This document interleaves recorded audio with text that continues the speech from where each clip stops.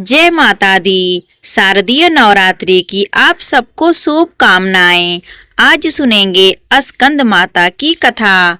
शारदीय नवरात्रि के 5वें दिन पर देवी स्कंद माता की पूजा आराधना की जाती है। तो चलिए आज हम देवी स्कंद माता की पौराणिक कथा का श्रवण करते हैं। माँ स्कंद माता का नाम भगवान स्कंद यानी कि कार्तिकेय की माता होने के कारण पड़ा। इनका ऐसा स्वरूप अत्यंत सुंदर और ममतामयी है। स्कंद माता की 4 भुजाएं हैं। वे कमल के आसन पर विराजमान हैं और इसलिए इन्हें पद्मासना भी कहा जाता है। उनके दाहिने हाथ में बालक स्कंद हैं और कमल पुष्प है। बाएं हाथ में वरद मुद्रा और कमल है। माता का वड़ उज्ज्वल श्वेत है और उनका वाहन सिंह है। मार्कंडेय पुराण के अनुसार प्राचीन काल में तारकासुर नामक एक महाबली दैत्य था। उसने ब्रह्मा जी की कठोर तपस्या की और उसने वरदान मांगा कि उसकी मृत्यु मात्र भगवान शिव के पुत्र के हाथों से ही हो। हालांकि शिव जी वैरागी थे, उनका कोई पुत्र नहीं था और इसलिए तारकासुर ने उस समय यह समझा कि वह अब अमर हो गया है। उसने तीनों लोकों में अत्याचार शुरू कर दिया। देवताओं को स्वर्ग से निकाल दिया। देवताओं की प्रार्थना पर भगवान विष्णु ने उन्हें समझाया कि माता सती ने पर्वतराज हिमालय की पुत्री पार्वती के रूप में जन्म लिया है। उन्होंने कहा है कि पार्वती जी भगवान शिव से विवाह करेंगी और उनका पुत्र तारकासुर का वध करेगा। अब इधर माता पार्वती ने भी घोर तपस्या करना आरंभ कर दिया। उनकी इस कठिन तपस्या से भगवान शिव प्रसन्न हुए और माता पार्वती के साथ उनका विवाह हुआ और इस दिव्य मिलन से भगवान स्कंद का जन्म हुआ। जब कार्तिकेय जी का जन्म हुआ तो माता पार्वती ने अपने पुत्र को युद्ध विद्या और धर्म की शिक्षा देने के लिए स्कंद माता का रूप धारण किया। उन्होंने अपने पुत्र को तारकासुर से युद्ध के लिए तैयार किया और अंततः में कार्तिकेय जी ने इस तारकासुर का संहार करके देवताओं को मुक्ति प्रदान करवाई। हमारे वैदिक ग्रंथों में लिखा गया है कि माँ स्कंद माता की उपासना करने से व्यक्ति को ज्ञान और विवेक की प्राप्ति होती है। यह दिन विशेष रूप से संतान प्राप्ति और संतान की सुरक्षा के लिए भी महत्वपूर्ण बताया गया है। जो दंपत्तिनी संतान है उन्हें नवरात्रि के इस 5वें दिन पर विशेष पूजा अर्चना करनी चाहिए। देवी स्कंद माता से अपने लिए एक आदर्श स्वस्थ और सौभाग्यशाली संतान की कामना करनी चाहिए।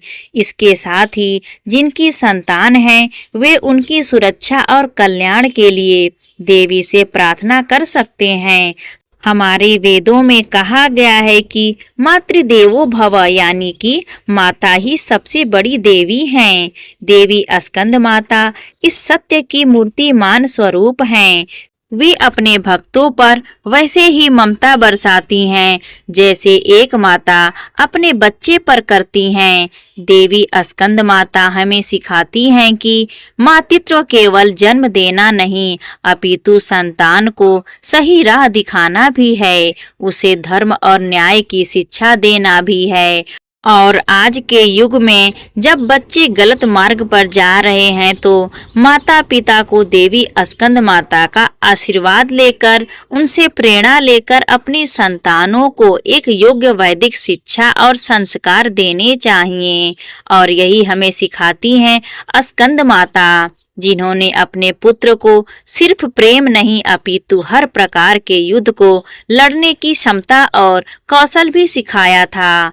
और इसलिए प्रत्येक माता का कर्तव्य बनता है कि वह अपने संतान को भौतिक शिक्षा के साथ साथ आध्यात्मिक शिक्षा, अपने सनातन धर्म की शिक्षा और अपने पौराणिक संस्कारों की शिक्षा भी दे।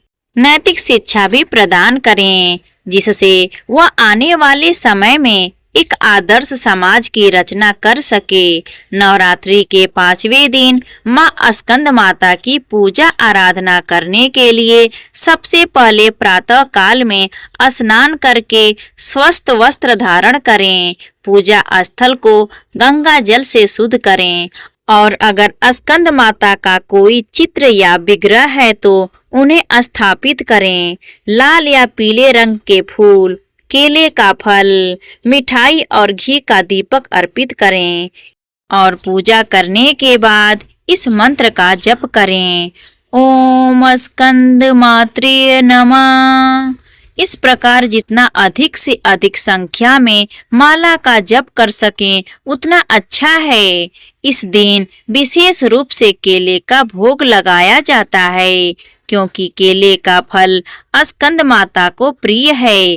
पूजा के बाद परिवार के साथ प्रसाद ग्रहण करें और सबको वितरित करें और पूजा की समाप्ति होने पर इस मंत्र का उच्चारण करें, या देवी सर्वभूतेषु मां स्कंद माता रूपेण संस्थिता, नमस्तस्यै नमस्तस्यै नमस्तस्यै नमो नमः। माँ स्कंद माता से हम प्रार्थना करते हैं कि वे हमारे जीवन में ज्ञान का प्रकाश भरें, हमारे संतानों का कल्याण करें और धर्म के मार्ग पर चलने की शक्ति और सात्विक बुद्धि प्रदान करें। शारदीय नवरात्रि के इन पवित्र दिनों में हम देवी स्कंद माता को प्रेम पूर्वक श्रद्धा पूर्वक प्रणाम करते हैं और उनके आशीर्वाद की याचना करते हैं। यहाँ पर स्कंद माता की कथा समाप्त होती है। प्रेम से बोलिए स्कंद माता की जय।